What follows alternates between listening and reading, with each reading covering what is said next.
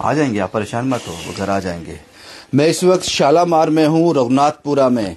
सुनील सेठी जिनकी उम्र 38 साल है, 4 दिन पहले अचानक 13 मार्च को कहीं चले जाते हैं, या कहा जा सकता है कि मिसिंग हो गए। ये उनका परिवार है, पिछले 4 दिन से चिंतित है। धर्मपत्नी, उनके 2 मासूम बच्चे समझ ही नहीं पा रहे हैं कि सुनील साहब कहाँ चले गए। और जब हमने इनसे बात की कि घर में कोई परेशानी थी, किसी तरह का कोई झगड़ा, वो कहते हैं नॉर्मल डेज थे, हम लोग सब बहुत खुश थे, कोई परेशानी नहीं थी। समझ से परे है कि सुनील साहब क्यों अचानक परिवार को यह कहा जा सकता है छोड़कर चले गए, या कहा जा सकता है कि लापता हो गए, किसी मुसीबत में आ गए, क्योंकि हम सिर्फ अज्यूम कर रहे हैं। ये तस्वीर जो आप देख रहे हो, ये सुनील सेठी साहब की है। ये ओल्ड सिटी हरी थिएटर के बिल्कुल बाहर इनका बिजनेस है, बेल्ट वगैरह, मोबाइल वगैरह का इनका काम है। 13 मार्च की सुबह जो उनकी धर्मपत्नी ने हमें बताया कि अचानक चले गए उठकर कहीं। हमने सोचा कहीं आम दिनों की तरह कहीं बाहर गए होंगे, लेकिन उसके बाद लौट के नहीं आए। आज 4 दिन हो गए। ये उनका बेटा है सक्षम, जो अपने पिता को बहुत याद करता है। कुछ कहना चाहते हो बेटा? मेरे पापा कब आएंगे? पापा की याद आती है? कहाँ है पापा? पता नहीं। कब से गए हैं? 13 मार्च से। 13 मार्च से। मम्मा क्या बोलती है? मम्मा बोलते हैं कि ठीक है। क्या नाम है आपका? पल्लवी। पल्लवी जी, क्या हुआ था? क्यों सुनील सेठी साहब वो मानसिक तौर से ठीक थे? हाँ जी। तो क्या बात ऐसी हो गई? कोई बात नहीं थी, ऐसे ठीक चल रहा सब कुछ, तो खुद ही चले गए, कोई बता के नहीं गए कुछ भी। 13 तारीख को कितने बजे गए वो? कोई 5-6 बजे के बीच में गए। घर से कुछ सामान लेके गए? नहीं, कुछ भी नहीं। कोई कपड़े वगैरह या पैसे वगैरह कुछ? नहीं, कुछ नहीं।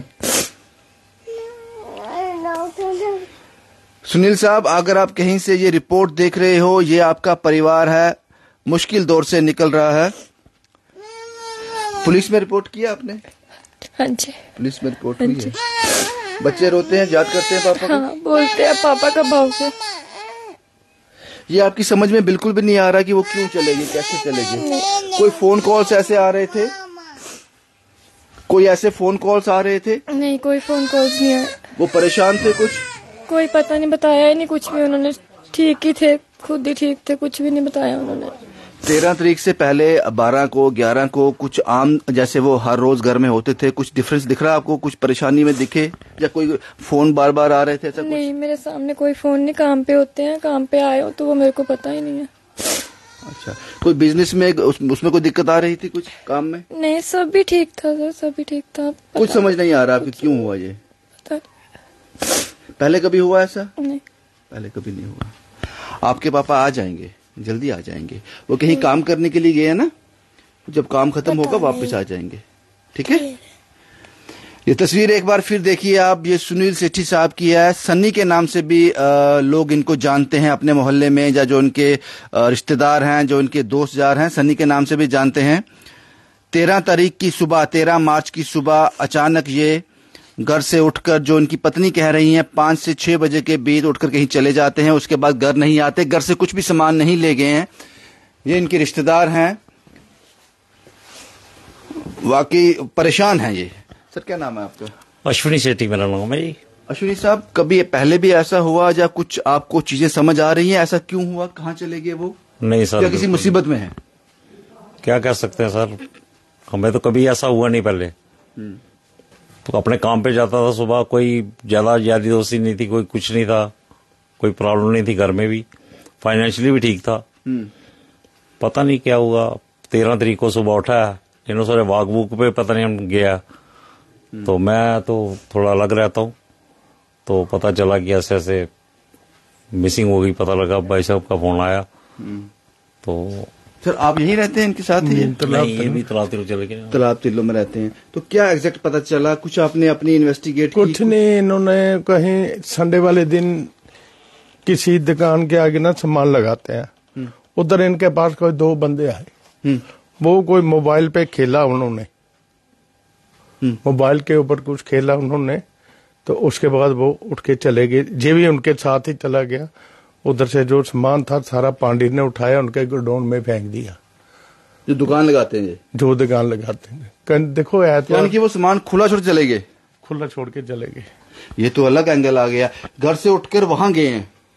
घर से उठ के दुकान पे गए हैं। दुकानदार क्या करते हैं, आगे से थोड़ी सी फड़ियां लगाते हैं संडे वाले दिन। मैं समझ गया। वो लोगों को पैसे देकर फड़ियां लगाते थे। तो वो यानी कि गोदाम में सारा माल गोदाम से आता था, गोदाम से जाता था। मैं समझ गया। तो वो उनका जो सामान था, ये दुकान लगी हुई थी, दुकान लगी थी, वो गोदाम में चले गए। उधर जाके कोई ड्रिंक शेयरिंग की इन्होंने।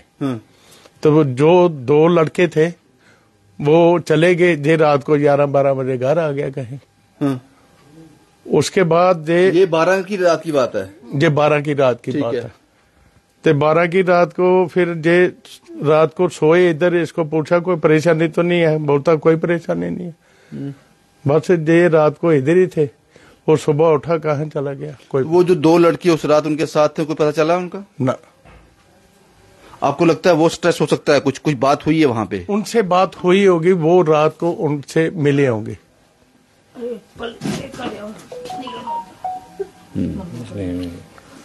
क्या कुछ कहना चाहते हैं? हाँ सर, ऐसा है, हमारी दुकान है, सुनील की दुकान है, उसके बाद जो फड़ियां लगती है ना, वो फड़ी वालों की बात कर रहे हैं ये भाई साहब। समझ गया। हाँ, उनके साथ कोई बात हुई हो तो हमें नहीं पता है कि साहब आप कुछ भी छुपाओगे उसके लिए दिक्कत हो जाएगी। दिक्कत आपको, आप चाहते हो कि सुनील साहब वापस आ जाए, तो आपको बिल्कुल सच बोलना है। तो वो 2 लड़के जो हैं, आपको लगता है कि हो सकता है कि उनकी इन्वॉल्वमेंट हो?